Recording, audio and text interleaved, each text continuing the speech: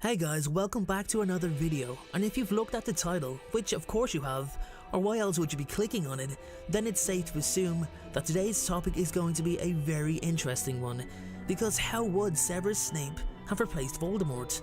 I'm sure there's plenty of you out there who feel he would not be up to the challenge, and you're rightly entitled to feel that way, because there is evidence to show that it would certainly be a challenge. So where do we even begin when talking about Severus Snape replacing Voldemort after his first downfall? And how does the story go from there? How does the story change? Let's continue the video and explore the outcome of Snape's new position. Okay guys, continuing on from the intro. When we think of the most powerful wizards in existence, three individuals will always come to mind. Albus Dumbledore, Gellert Grindelwald, and who could forget Lord Voldemort. They always seem to exist on a different level to everyone else. For example, people like Phileas Flitwick, Minerva McGonagall, and Horace Slughorn are looked upon as extremely powerful, but would you put them in the same bracket as any of the original three? I don't really think many of us would, but that doesn't exactly mean they're too far away either in terms of strength. Let's take Voldemort for example. He was obsessed with becoming the most powerful wizard he could be. There wasn't any area that he didn't want to perfect. Nothing else mattered to him other than being the very best, the most powerful. It was the same with Dumbledore and Grindelwald. They were also power hungry. They wanted to enslave the Muggle race at one point, so it's clear to see that these individuals had a different mentality. It was what made them so great in the first place. Then we have Severus Snape, who I feel is a very unusual case. He's immensely powerful, has a knowledge of the dark arts to rival even Voldemort, and in my opinion is the most underrated wizard in the entire Harry Potter series, despite it being clear that he was very powerful. I think he's closest to the top 3 out of anyone, and in all honesty could have went up against any of them. He was after Grindelwald's time, so there's not a strong link between the two in terms of how Snape would actually do in comparison. But that's not the point I'm making, it's not that kind of video. The point I'm trying to make is that Snape knew Voldemort better than anyone. He was on the inside. He had learned so much from him, and despite Voldemort most likely never admitting he learned from another human being, he would have taken into consideration everything Snape said. He genuinely valued him as a servant. And Snape also knew a lot about Dumbledore too. They had worked closely together for years after he switched sides, following the prophecy revelation, so all in all, it's pretty beneficial to have worked with 2 out of the 3 greatest wizards of the age. He had learned so much and was vastly experienced by the time he had graduated from Hogwarts, which brings me to my next point. People forget how deeply involved Snape was as a Death Eater. He redeemed himself, but don't forget, the only reason he did so was because of the guilt he felt over Lily. That was it. He didn't have a massive change of heart, which therefore makes me ask the question, what Snape actually did as a Death Eater. It was a lot worse than bullying Muggleborns, I can assure you. And while we don't know the extent of his crimes as a Death Eater, we know what the majority of Death Eaters did in the name of Voldemort. They tortured, injured, harmed, maimed and killed anyone who opposed them. And I feel that anyone who believes Snape was exempt from participating in such behaviour needs to look at the man more clearly. He hurt people. He definitely hurt people, and I think that's overlooked. He wasn't above that kind of behaviour because it's what was required in order to be a Death Eater. He was in a very good position within the ranks, was highly respected, and most importantly, he was also on the winning side. Voldemort was going to win. It was only a matter of time. Even the great Albus Dumbledore was running out of ideas to try to keep the Dark Lord at bay. As I've said, the single and only reason he changed sides was because of his love for Lily, that he inadvertently put her in harm's way, the key word being he. That's what turned him away from Voldemort. Because let's look at the situation for a moment. Snape was a Death Eater, Lily was a member of the Order. He knew she was in the Order.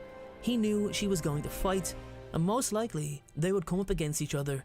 Maybe not each other directly, but what I mean is, Snape was perfectly willing to remain a Death Eater, fight for Voldemort, and hurt as many people as it took to win, knowing that the woman he loved would be on the opposite side, and most likely would have a very high chance of being killed.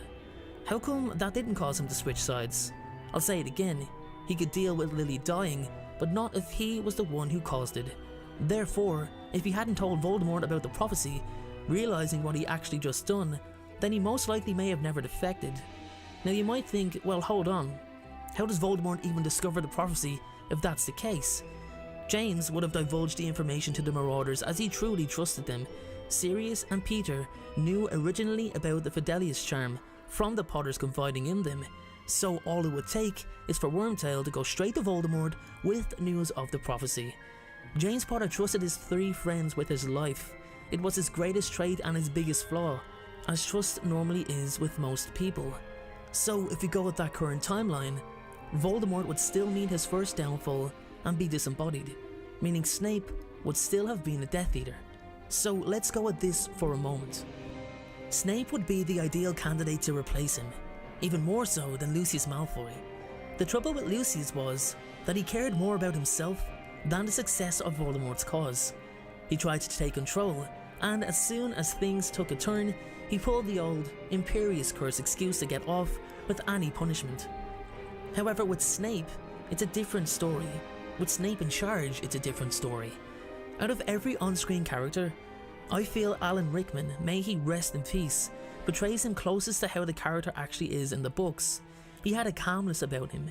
He was somebody that, if you were around him or in his presence, you knew everything would be okay. You knew you were safe. Nobody knew what had happened to Voldemort after he went to the Potters. Some thought he had fled. Some thought he had been hurt and didn't want to show weakness by returning defeated. Some thought that young Harry had some unknown power that stopped Voldemort. The point is, Voldemort had disappeared and the Death Eaters wanted answers. 4 Death Eaters took it upon themselves to go on a manhunt in search for answers, and they left a path of devastation behind them.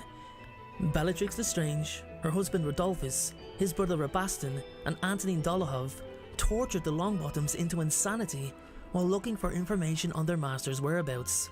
It caused complete and utter outrage in the wizarding community and sparked a massive and aggressive effort on the Ministry's behalf to bring every Death Eater to justice for participating in the starting of this war that had seen so many people killed. Severus Snape would have never allowed anything like that to happen while in charge of the Death Eater ranks. He would have had Bellatrix and the others remain with him, and heavily advised against such a careless attack, citing the risks it would bring to the cause, especially with their master missing. In reality, Snape was far too clever and immediately knew that the only thing that would keep Voldemort from returning was death, or something very, very close to it. There was no way he could have been kidnapped, as he was far too strong for that. The man could come and go from Nurmengard as he pleased, with relative ease I might add, so there was no way he was ever going to be held captive. Snape was the only one capable of having the composure to actually realise what needed to be done when it came to the direct actions to take. Originally, word of the Dark Lord's downfall gave the Aurors confidence. People stopped being afraid. Snape would have set the rumours straight and done something to calm the Death Eaters, like tell them that Voldemort was working in solitude on something big. He would keep everyone calm. It's what Snape did best. The man was practically unreadable. I think it would be a completely different outcome with Snape in charge, but whether he'd be successful in mounting a successful assault and taking full control of the wizarding world remains to be seen, because Voldemort wasn't dead either. Anyway guys, that's my take on why Snape would have been a good replacement for Voldemort instead of Lucius Malfoy. As usual, make sure to leave your comments down below on what you think. I want to know if you all agree with me. Thanks again guys, I'll see you all in the next video.